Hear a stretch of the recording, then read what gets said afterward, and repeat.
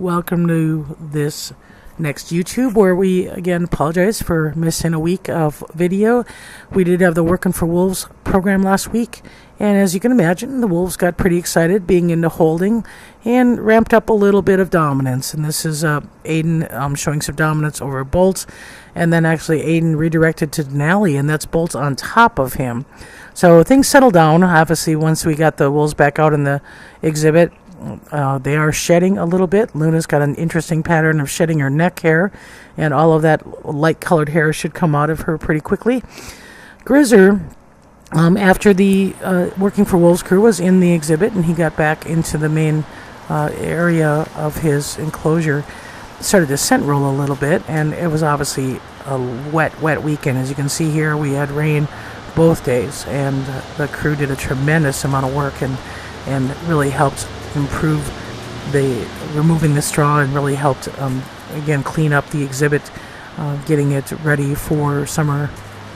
And Grizzer got an addition to his exhibit. He got Oscar's Doghouse, and actually it isn't just Oscar's Doghouse. This was also Lakota's, and Lucas and Mackenzie had used that as doghouse when they were first in retirement before we built the concrete dens.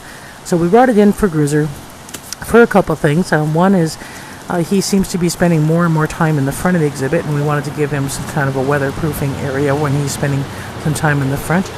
And as we were moving out pounds and pounds and pounds of wet straw, we figured that we needed another opportunity in the wintertime to keep straw in there, but not have it so vulnerable to snowfall. And so, in other words, not just keep having straw, getting snowed on, putting more straw in, etc., and resulting in just all this mounds of snow coming out.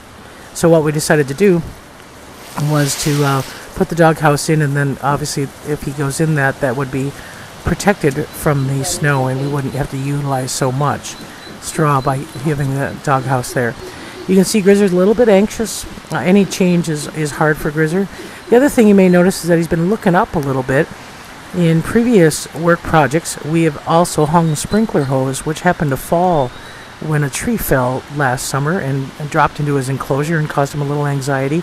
So just because the work crew was there, he seemed to associate a possible, again, something over his head, even though nothing was there. So associative behavior is a common thing with wolves. And then over in retirement, really cleaned up mounds and mounds and mounds of straw in there as well. We got the pond cleaned and ready to go. The work crew is in the exhibit cleaning, or in the retired pack cleaning, when the wolves are moved off into a separate holding area. So when the wolves come back in, they get to smell all the scents of all the people who had been in that enclosure. The other thing that we do is we try to give them some treats, in this case just some jerky, just to give them a little bit of stimulus for coming back in. And this is Malik on top of the den. And as I said, Shadow is equally interested in activity there, but a little bit more intimidated. You're seeing Shadow's tail's awfully low there. That's called a T3.5. So a little intimidation from being moved out and then being brought back in.